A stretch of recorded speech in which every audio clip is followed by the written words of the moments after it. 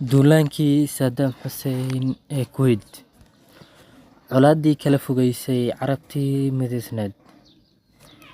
Kadib dagaalkii ugu muddada dheeraa ee ay Iraaq ku qaaday Iiraan markuu soo idlaaday 1988, Iraaq ayaa soo wajahday dhaqaale la'aan baahsan, taasoo waddanka gelisay deymo badan. Dowladdii Iraaq ayaa sheegtay hoos u dhaca qiimaha saliidda inay sababtay hoos u dhac dhaqaale oo daran. Sanadkii 1989 waxaa qarxay khilaaf u dhexeeya Iraaq iyo Kuwait kadib markii Iraaq ay ku eedeysay Kuwait in ay hoos u dhigtay qiimaha saliidda si ay u dhaawacdo dhaqaalaha Iraaq. 28 May 1990 intii uu socday kulankii Jaamacadda Carabta ee Baghdad, caasimadda Iraaq, kaasoo shirgudoominayay Saddam Hussein. Madaxweyne Saddam Hussein ayaa ku eedeeyay dowladda Kuwait in ay xaddo saliidda dalkiisa. عملية إلهاء للعراق 16 Juun sanadkii 1990 Iraaq ayaa warqad cabasho ah u dirtay Jaamacadda Carabta iyada oo ka cabanaysa in Kuwait ay sare u qaaday xaddiga saliidda ay soo saarto maalintii, taasoo hoos u dhigtay qiimaha saliidda. Maalintii xigtay, Saddam Hussein wuxuu u jeediyay hadal lagu sifeeyay ku dhawaaqista dagaal ka dhan ah dowladda Kuwait, asagoo ku eedeeyay dowladaha Carabta qorshe loo maleegayo Iraaq. Asagoo sidoo kale sheegay in uusan gacmaha ka laaban doonin arrintan. Markii uu xal ka noqday sidaas, dowladaha Carabta ayaa isku dayay inay heshiis dhex dhigaan, balse Saddam Hussein ayaa dagaal iclaamiyay ka dhan ah dowladda Kuwait si lama filaan ah. وعندي شواهد عديدة. أخذ لكم مثال واحد. أخذ الأسرى، أسير يقع، يفترض أنه ينطي اسمه للصليب الأحمر الدولي. Madaxweynihii hore ee Masar, Xusni Mubaarak, ayaa sheegay inuu la kulmay Saddam Hussein asaga iyo boqorka Sacuudiga Fahad bin Abdulaziz, uguna baaqay inuu xiisadda dejiyo. Dowladda Masar ayaa dadaalo xooggan u gashay dejinta colaadan, kadib kulamo iyo booqashooyin isdaba joog ah oo madaxda Qaahira ay ku bixiyeen Kuwait, Baghdad iyo dowlado kale oo gobolka ah, laakiin dadaalkaasi ma miro dhalin. Warbixino laga helay taliska sirdoonka militariga ee Iraaq, kaasoo sheegaya qaabka uu ahaa howlgalka diyaarinta dagaalka. Warbixinadan oo lagu faafiyay buugga The Mother of Battles, sida buugga uu tilmaamayo, warbixinadan ayaa lagu yiray iyada oo la fulinayo awaamirta madaxweynaha Saddam Hussein ee 12 Julaay 1990. Taliska sirdoonka ayaa ciidamada militariga ah ku wareejiyay daraasad dhammaystiran oo ku saabsan meelaha howlgalka laga fulin karo iyo heerka uu gaarsiisan yahay diyaargarowga ciidamada Kuwait. 25 Julaay 1990 sirdoonka ayaa ku wareejiyay taliska ciidamada in ay jiri karto suuragalnimo faragelin ajnabi. 5 maalin kadib, 31 Julaay 1990 sirdoonka ayaa ku wareejiyay taliska ciidamada mar kale warbixin muhiim ah oo ku saabsan dhammaan bartilmaameedyada muhiimka ah ee dalka Kuwait. Waxaa kale oo sirdoonka ku wareejiyay taliska ciidamada warbixino ku saabsan militariga, golaha wasiirada iyo saraakiisha sarsare ee dowladda Kuwait. Intaas kadib, dowladda Iraaq ayaa bilowday daabulista ciidamada. Intii lagu guda jiray arrimaha sirdoon, madaxweyne Saddam Hussein ayaa siiyay ciidamada Iraaq qodobka ugu muhiimsan ee howlgalka, waana mid ku saabsanaa joogteynta weerarka iyo in dhammaan gacanta lagu wada dhago dalka Kuwait, wuxuuna siiyey ciidanka agab ku filan 72 saacadood iyo shidaal gaarsiin kara 150 kiiloomitir, wuxuuna إعلامiyey duulaanka التي تقف بالخط المضاد، سواء كان العربية منها أو التي تسمى عربية منها أو الأجنبية، وبالذات إطالة الحرب. 8 fiidnimo 1 Agoosto 1990 ciidamada Ciraaq ayaa bilaabay duqeymo ka dhan ah saldhigyada ciidamada Kuwait ay ku lahaayeen xuduudda. ku dhawaad 2 saacadood gudahood waxaa gacanta Ciraaq soo galay inta badan xuduudaha dhulka ah.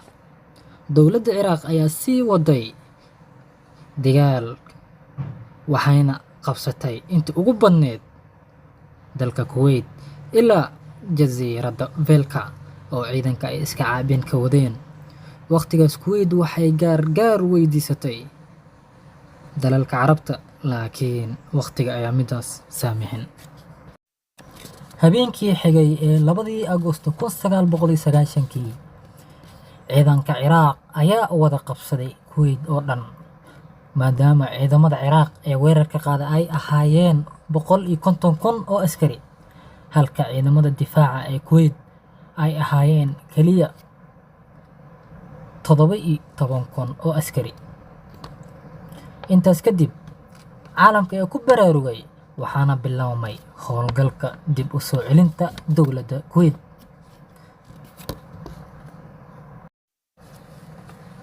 saacado kadib Mareykanka iyo Kuwait ayaa dalbaday kulan degdeg ah oo ay yeeshtaan golaha ammaanka ee qaramada midoobay.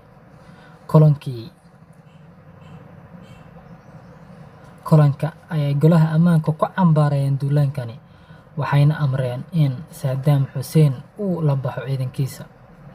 maalin kadibna jaamacadda Carabta ayaa yeelatay kulan degdeg ah, waxayna sidoo kale amreen in uu Saddam Hussein la baxa ciidamadiisa.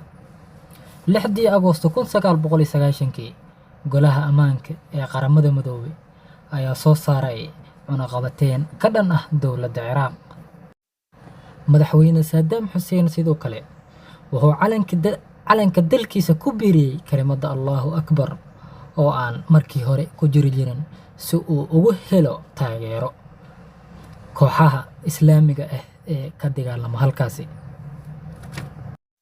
isla markaasi boqortooyada Sacuudiga ayaa keentay dalkeeda nus milyan ka mid ah ciidamada Mareykanka si ay nafteeda ugu difaacato dowladda uu hogaamiyo Saddam Hussein ee Ciraaq.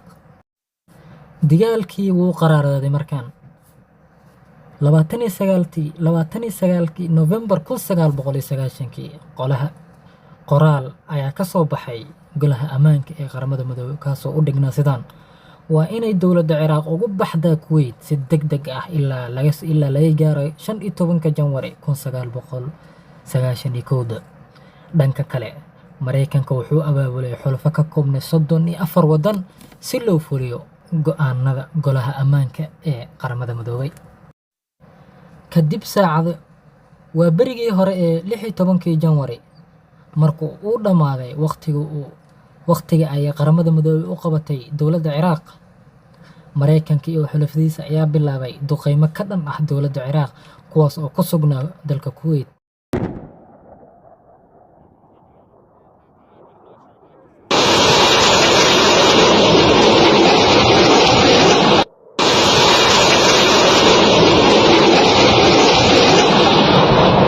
kasoo bilow waqooyi ilaa koonfur, duqeymaha ayaa si isdaba joog ah u socday 43 habeen, inkastoo 100,000 oo duqeymo ka dhan ah dowladda Ciraaq laga fuliyay halkaas, taasoo u dhignayd in maalin kasta la fulin jiray in ka badan 2,500 oo duqeym.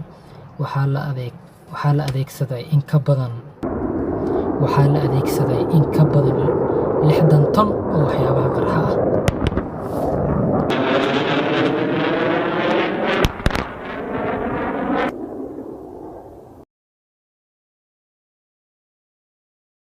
dowladda Ciraaq ayaa kaga jawaabtay 7 gantaal oo ay ku dhufatay Israa'iil.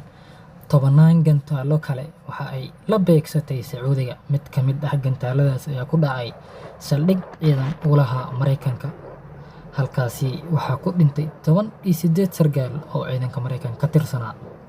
43 casho ee dagaalku u socday, xulafada Mareykanka ayaa ku guuleystay burburinta inta badan bartilmaameedyada muhiimka u ahaa dowladda Ciraaq, waxayna dhaawac culus soo gaarsiiyeen kaabayaasha militariga sida garoomada diyaaradaha, raadarada iyo si guud nidaamka difaaca cirka. Wadooyinka waaweyn iyo xataa buundooyinka muhiimka u ahaa dowladda Ciraaq. Saddam Hussein iyo ciidamadiisu waxay galeen xaalad cakiran kadib markii la waaqay 90% awoodooda difaaca cirka. Intaas kadib waxaa heegan sare la geliyay xulafada Mareykanka oo ka koobnaa 750,000 oo ciidan ah.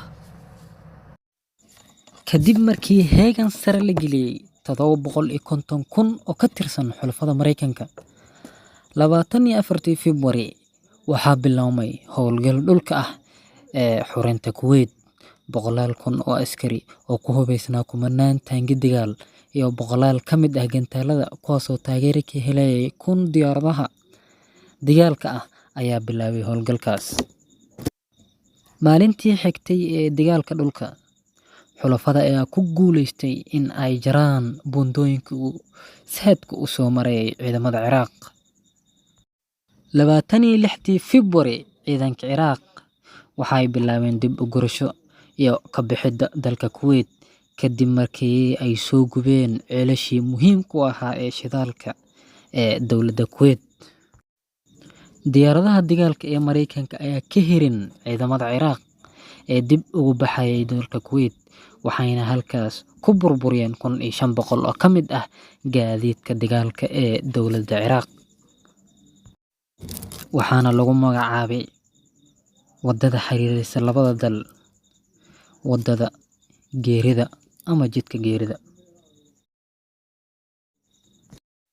Maalin kadib howlgalkii adkaa, madaxweynaha Mareykanka ee waqtigaas George Bush ayaa ku dhawaaqay in ay Kuwait xor tahay lana jebiyay ciidanka Ciraaq. Sidaas ayuu ku soo gabagaboobay dagaalkii Ciraaq iyo Kuwait. Fadlan haddii intaan soo gaartood ku mahadsan tahay daawashadaada. Tan iyo muuqaalkeena dambe, waa anigoo ah Abdaxkiim Elanko. Fadlan haddii channelku cusub tahay subscribe noo saar. haddii hore noola joogtood ku mahadsan tahay daawashadaada. Tan iyo muuqaalkeena xigta aan ku kulmi doono. في أمان الله وتوفيقه، والسلام عليكم ورحمة الله وبركاته. هل كانوا حسك بجان كرتا موقع حيس إنجلية كواسو تاريخ دا عصري أيه يو كوي دوغا هاي بأس كلا سعون كرتا هل كاني